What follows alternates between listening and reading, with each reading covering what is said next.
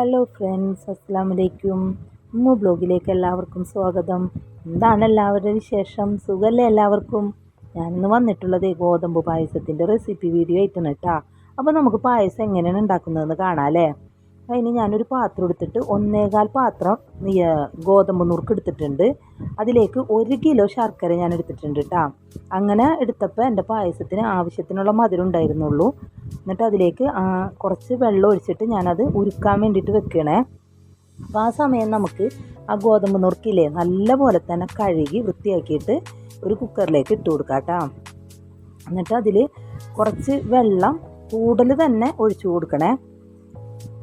എന്നിട്ട് നമ്മളുടെ കുക്കർ അടച്ചു വെച്ചിട്ട് ഒരു 4-5 വിസിൽ വരുത്തണേ. അപ്പോൾ നമ്മളുടെ ഗോതമ്പ് നുറുക്കൊക്കെ വെന്ത് വന്നിട്ടുണ്ട്, നല്ല പോലെ തന്നെ വെന്ത് വന്നിട്ടുണ്ട് കേട്ടോ. അപ്പോൾ ഞാനൊരു 4 നാളികേരത്തിൻ്റെ 1-ാം പാൽ എടുത്തിട്ടുണ്ട്, പിന്നെ 2-ാം പാൽ എടുത്തിട്ടുണ്ട്, പിന്നെ 3-ാം പാലും എടുത്തിട്ടുണ്ട്. ചെറിയ നാളികേരമാണ്, അതാണ് 4 എടുത്തത്. പിന്നെ നമ്മളുടെ ശർക്കരയുടെ ഞാൻ അരിച്ചൊക്കെ എടുത്തിട്ടുണ്ട്. പിന്നെ നമ്മൾ വേവിച്ച് വെച്ചായ ഗോതമ്പ് നുറുക്കില്ലേ അടി കട്ടിയുള്ള ഒരു ഉരുളിയിലേക്ക് ഞാൻ ഒഴിച്ചിട്ടുണ്ട്. എന്നിട്ട് അതിലേക്ക് 3-ാം പാലാണ് ഞാൻ ആദ്യം ഒഴിച്ചു കൊടുക്കുന്നത് കേട്ടോ. ഇത് നല്ല പോലെ തന്നെ ഇളക്കി ആ പാലിനെ വറ്റിച്ച് കുറുക്കിയെടുക്കണം കേട്ടോ.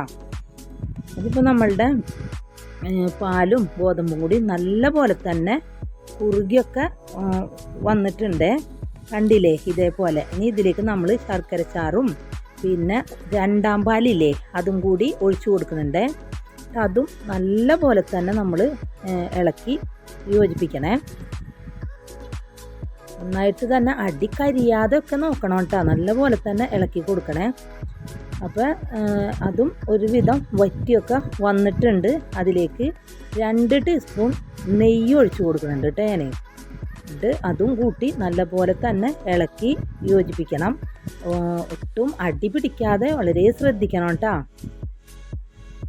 പിന്നെ നമ്മൾ ഇപ്പോൾ ഒരുവിധമായി വന്നിട്ടുണ്ട്. അപ്പോൾ അതിലേക്ക് 1-ാം പാലും ഒഴിച്ചു കൊടുക്കുകയാണ്. എന്നിട്ട് അതും നല്ല പോലെ തന്നെ കുറുകി വരണം കേട്ടോ, നല്ല പോലെ ഇളക്കി കുറുക്കിയെടുക്കണേ. അപ്പോൾ നിങ്ങൾ മറക്കണ്ട, എൻ്റെ ചാനൽ ആദ്യമായിട്ട് കാണുന്നവരാണെങ്കിൽ സബ്സ്ക്രൈബ് ചെയ്യണേ, പിന്നെ ലൈക്ക് ചെയ്യണം, ഷെയർ ചെയ്യണം.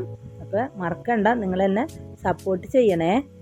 അപ്പോൾ ഇപ്പോൾ 1-ാം പാൽ ഒഴിച്ചിട്ട് നമ്മളുടെ പായസം ഒരുവിധം കുറുകി ഒക്കെ വന്നിട്ടുണ്ട്. അതിലേക്ക് നമ്മൾ ഉപ്പിട്ടിട്ടില്ലല്ലോ, അതിലേക്ക് ഒരു പിഞ്ച്, അധികം ഉപ്പിടരുത്, ഒരു പിഞ്ച് ഉപ്പിട്ട് കൊടുക്കണേ. അപ്പോൾ നമ്മൾ പായസത്തിലൂടെ റെഡി ആയിട്ടുണ്ട്. ഇനി ഞാനൊരു ചീനച്ചട്ടി വെച്ചിട്ട് അതിലേക്ക് കുറച്ച് നെയ്യ് ഒഴിച്ച് കൊടുക്കുന്നുണ്ട് കേട്ടോ. എന്നിട്ട് അതിലേക്ക് കുറച്ച് അണ്ടിപ്പരിപ്പും മുന്തിരി ഇട്ട് കൊടുത്തിട്ടുണ്ട്. അത് നല്ല പോലെ തന്നെ ഞാൻ വറുത്തെടുത്തിട്ടുണ്ട്. ഇനി അത് നമ്മുടെ പായസത്തിലേക്ക് ഒഴിച്ചു കൊടുക്കാം. അപ്പോൾ നല്ല ടേസ്റ്റി ആയിട്ടുള്ള പായസം റെഡി ആയിട്ടുണ്ട്. നിങ്ങളെല്ലാവരും വീട്ടിൽ ചെയ്ത് നോക്കണം, അഭിപ്രായം എന്നെ അറിയിക്കാൻ വേണേ.